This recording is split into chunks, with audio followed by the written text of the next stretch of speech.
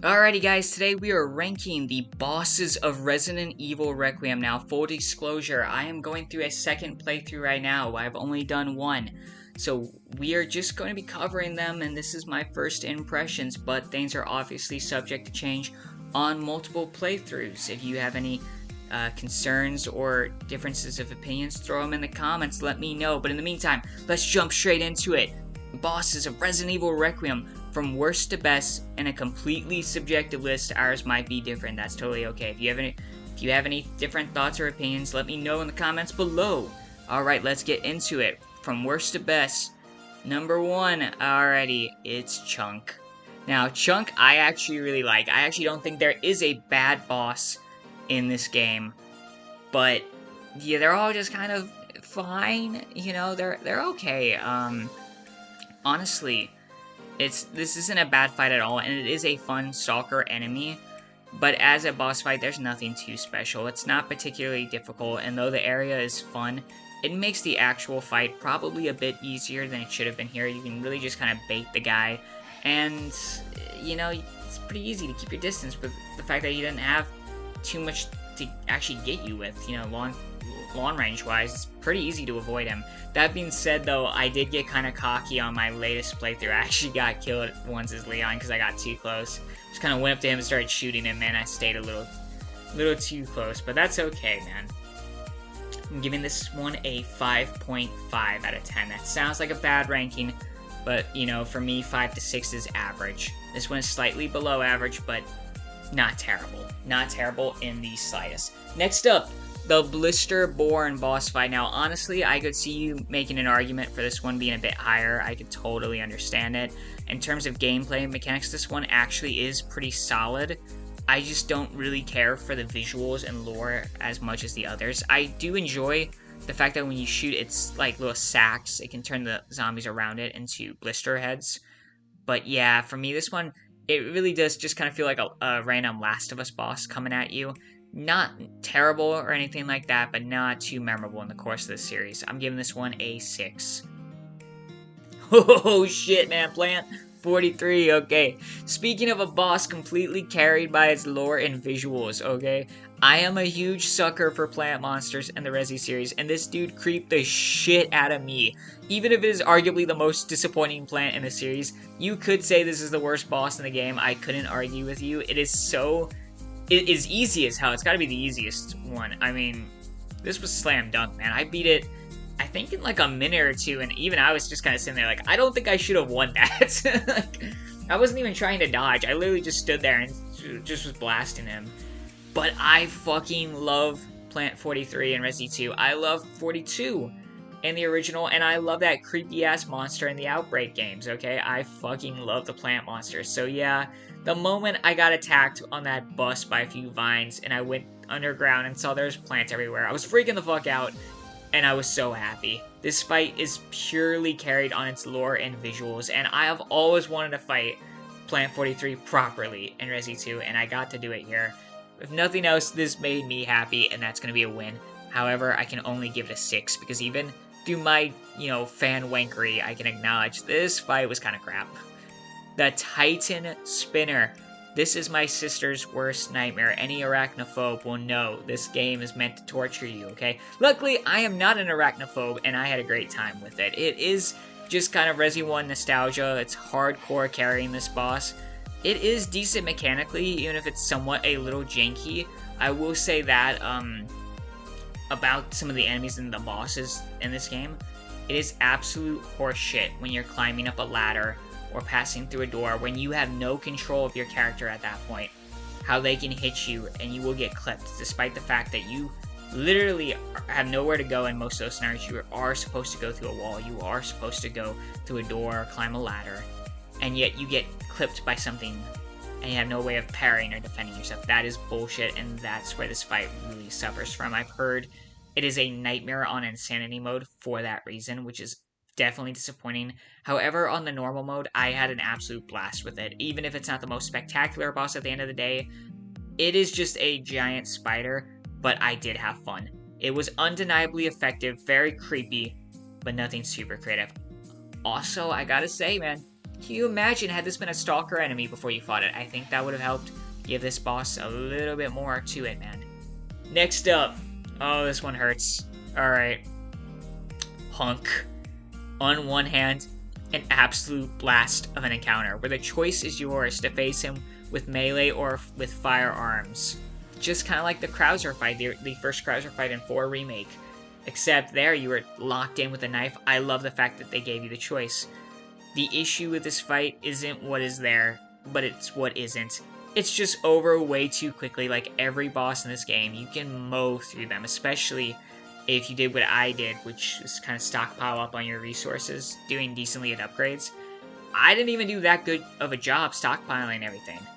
But if you were just somewhat decent at it, this fight is a cakewalk, man. Even just going straight with the hatchet, it really wasn't that difficult. The moment I switched to firearms, man, I just demolished this guy.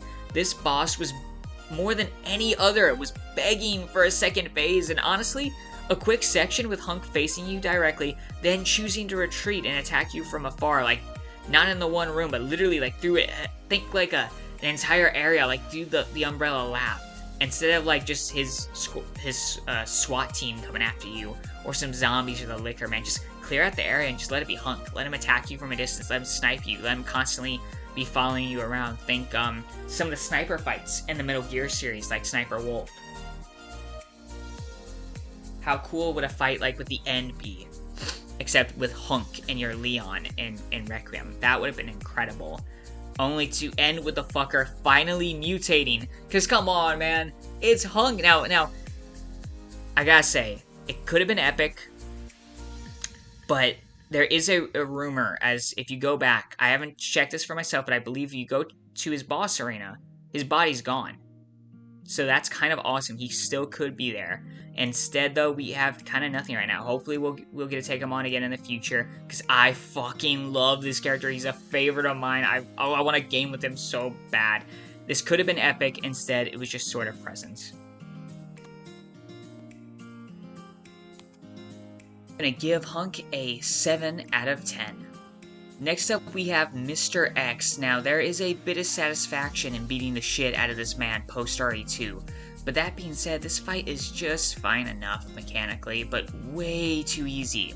When I'm beating most of these bosses first try, or at least the majority of them first try, you've made the game a little too easy. Which is odd because the levels themselves are actually fairly balanced. Now, I know this could be changed on Insanity mode, but honestly, you shouldn't have to go to that extreme just for a wink of a challenge. Still a great fight, though, and there is potential for this fight to be better on repeat playthroughs. Like I said, it's not bad at all. It is a fun challenge, but given that this is basically, well, not basically, this is quite literally the final boss of RE2 Remake, just with, you know, more, like, 4-esque mechanics, I was expecting a little bit more. I was expecting a throwdown slugfest. And when I kind of whooped him on my first attempt after just a couple minutes, I was sitting there like, really? Like, after that, man? I don't know. It's still good, but for all the hype that he's had in the previous games of the series, and even in his own game, man, it just didn't quite live up to it. I'm going to give Mr. X a 7. Why am I putting him over Hunk if they are the same? Well, I think Mr. X probably will offer a little bit more depth and challenge in repeat playthroughs. Next up, we're going to go the Girl. Now, this is one of the best Stalker enemies in the series, but at the same time, a little disappointing. I wish we had gotten a little bit more of her just following us around, and it would have been fun to actually fight her as Leon. That being said, though, man, what is there is really great. This is a really cool fight. Or I should say, a really cool set piece, as she's constantly throughout the game following us around, going through different areas. Both the initial section in the hospital and the underground prison area were very exciting. She was constantly on your back. It was terrifying. And this little final section where you're just running around turning on a few light switches. Simple, yeah, but also fucking fun, man. Her death was great, though I wish we had gotten a little bit more time with her overall. I can't be too disappointed. It still was a great Stalker. But in the context of the wider game, slightly disappointing, I have to say. While you are more limited in facing the Soul Grace boss than any other, this being more puzzle-oriented than combat, the horror carries, man. It is a petrifying final encounter for this opponent, and that's where this really excels. Not the greatest boss, but arguably the best encounter in the game, and maybe even a highlight of the series. Alright, being the girl, a 7.5. The final boss on our list, and the best boss of Requiem goes to Victor! The final boss of the actual game itself. For a Nemesis-infected madman, he went down pretty easily. The first phase Fake Out with the rocket was a nice touch, and the second phase Spectacle was a better version of the RE3 remake's finale. I still find myself wishing there was a bit more there, though. Honestly, the bosses reminded me most of Bloodborne, and you know, now that I think about it, kind of, Arkham Asylum as well. It's two fucking phenomenal, great games, but the bosses, while being highly memorable from both, aren't really the draw. You know, the Arkham game, or at least the first Arkham game, Asylum, really kind of has these wonderful encounters, but the best fights in that game tend to be just more encounters than actual bosses, in the vein of Killer Croc and Scarecrow. And Bloodborne, while having some spectacular bosses, for the most part, I would say, just kind of are all fine. There's not really many bad ones from Bloodborne, and just like Requiem, I wouldn't really say there's a bad one, but very rarely do they kind of push over the ledge and become something truly incredible. Though Bloodborne does have a few greats. We love you, Maria! Rather, both games' strengths are in the gameplay and the level design, and same goes true with Arkham Asylum. With interesting story concepts and visual aesthetic, the bosses just isn't where it's at. Doesn't hurt the experience at all, and if nothing else, maybe it'll help the more casual gamer get through it easier. I don't really want them to aim for that quality in the future, but I've got a younger sister who might finally get to finish a Resi game on her own. She tends to generally prefer playing the ones with co-op to make the horror a little bit easier to digest.